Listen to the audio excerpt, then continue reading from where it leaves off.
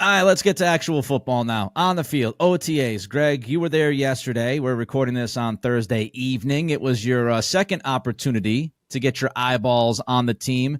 Let's start with three things that you liked. I liked overall, number one, Drake Maye overall. I thought he had a better day. Again, they've had other practices that we haven't been privy to, but as far as the two public practices that we've been able to see, I thought he looked a little bit more comfortable. Still a long ways to go in that, but I mean, there were three beautiful passes that he made. One down the right sideline, touch deep pass to Tyquan Thornton, hit him perfectly in stride. It was beautiful. He had a pump and out to Juju Smith-Schuster, which was really nice. And then he had another, he sort of surveyed the field, came around to the left, pumped to move somebody, and threaded a pass in.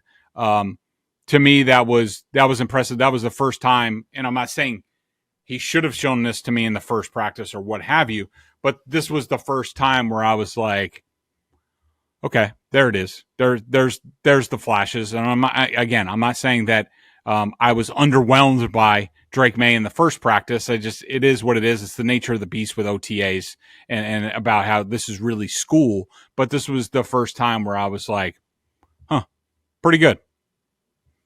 Yeah, I mean, to hear about Drake Maye, to hear, you talk about him, and I saw multiple people that watched him yesterday, a lot of the same stuff, right, that they're saying. And I would just say this, like, it's a baby step process for Drake, and we all, at least I understand that. I know you understand that. You and I aren't so wrapped up in the reps and the rotation right now. Like, let's get to mandatory minicamp. Let's get to camp. Let's see how he continues to progress, if he does continue to progress. I just take it as a good sign, right? I mean, it's a good sign that he was better this week than what he was last week. That means he's progressing. He's picking up some of the things that they're teaching him, and that's going down the right road. Something else that you liked? Get in on the excitement with Prize Picks, America's #1 fantasy sports app, where you can turn your hoops knowledge into serious cash. Download the app today and use code CLNS for a first deposit match up to $100. Pick more, pick less. It's that easy. The aforementioned Javon Baker. I thought he had, now he did factor into an interception, sort of tipped the ball right to the defensive back, that Zappy threw to him.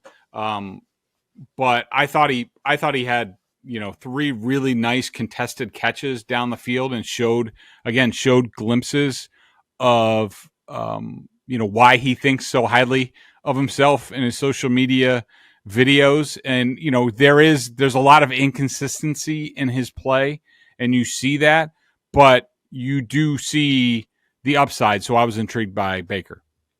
I have a question about that, Greg. Cortland Sutton, the report comes out that he wants $15-16 million a year. If you're the Patriots, are you less willing to kind of bend over backwards for somebody like Cortland Sutton? Are you less willing to give up, say, a third-round pick for Sutton because you want to see what Baker can actually do here up until training camp, or would you pull the trigger on a deal like that for Sutton?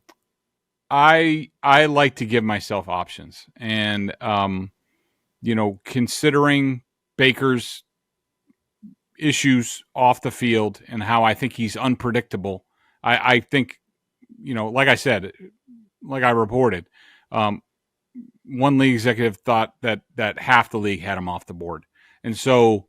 And this sort of conversation just reminds me a little bit of like Kayshon Boutte last year, where, people were intrigued and like, oh, well, we don't need to do X, Y, and Z because Kayshon Boutte's going to get healthy and he's going to pop and, all this stuff. And we certainly saw some flashes from him as well in, training camp and other avenues.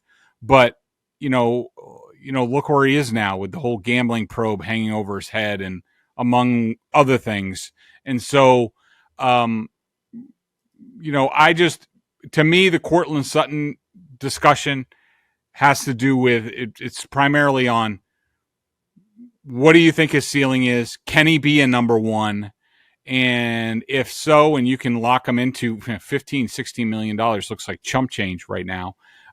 If you can lock him into that and you think he's going to be good and productive, I would do it. Again, the Packer way is to have, 5-6 receivers in the pipeline that could hit at any moment.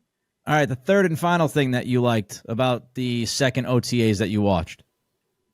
I like Jacoby Brissett. A little bit more than I did in the first practice. I think when you see him on the field, and it's not overwhelming or anything like that, but just like, he obviously is very comfortable in the offense. He knows what he's doing. He delivers a nice pass.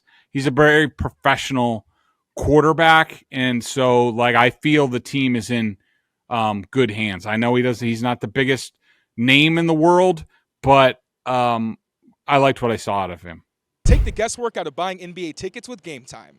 Download the Game Time app, create an account, and use code CLNS for $20 off your first purchase. Terms apply. Download Game Time today. Last minute tickets, lowest price, guaranteed.